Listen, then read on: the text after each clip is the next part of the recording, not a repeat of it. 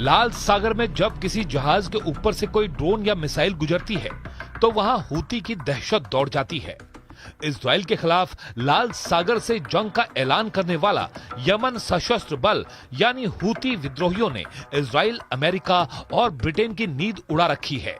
लाल सागर का दायरा पार करते हुए अब हूती की मिसाइलें इजराइल में तेल अवीव पर कहर बरपाने लगी हैं। बड़ी बात यह है कि इजराइल के एयर डिफेंस सिस्टम भी हूती के हमलों के आगे फेल नजर आ रहे हैं। हूती इजराइल के भीतर अब उन संवेदनशील ठिकानों पर हमले कर रहा है जो अभी तक उसके टारगेट से दूर थे।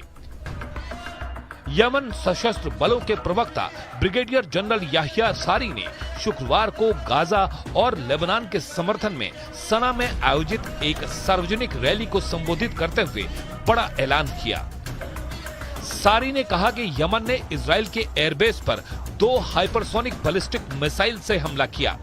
मिसाइल ने अपने टारगेट को सफलतापूर्वक निशाना बनाया है, यानी काम पक्का और पूरा किया है। सारी ने जोर देकर कहा कि मिसाइल आर्मी का ऑपरेशन कामयाब रहा और मिसाइल ने अपने टारगेट को उड़ा दिया।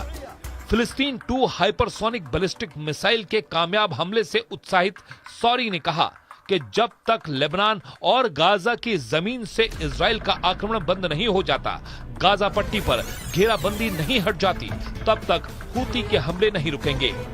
एक सप्ताह के भीतर हूती ने लगातार दूसरी बार इजरायली कब्जे वाले एयरबेस पर फिलिस्तीन 2 हाइपरसोनिक बैलिस्टिक मिसाइल से हमला किया। इजरायली मीडिया ने बताया कि गुरुवार को कब्जे वाले अल कुद्स के दक्षिण में बस्तियों में रात भर सायरन बजते रहे, जो कि यमन से दागी गई मिसाइलों की वजह से थे। इससे पहले भी हूती बार बार इजराइल को दहलाने का काम कर रहा है। तेल अवीव और एश्कलोन शहर पर हूती ने कई ड्रोन अटैक किए हैं। हूती के मुताबिक उसने कब्जे वाले याफा यानी तेल अवीव और एश्कलोन के भीतर आईडीएफ के कई महत्वपूर्ण और रणनीतिक ठिकानों पर ड्रोन दाग चुका है। इस हमले के अलावा हूती ने अरब सागर में अमेरिका के युद्धपोत यूएसएस अब्राहम लिंकन पर कई मिसाइल और ड्रोन फायर किए थे और लाल सागर के भीतर अमेरिका के 2 विध्वंसक युद्धपोतों पर बैलिस्टिक मिसाइल और ड्रोन से हमला किया। इन हमलों को लेकर हूती ने कहा था कि ये सभी जहाज यमन के भीतर हूती पर हमले की तैयारी में थे, लेकिन इससे पहले हूती के लड़ाकों ने उल्टा इनके ऊपर ही हमला कर दिया।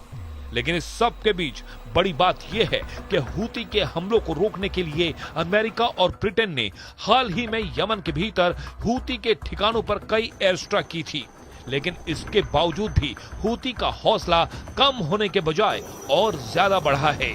पिछले हफ्ते ही हूती ने लाल सागर में अमेरिकी नौसेना पर हमला किया था।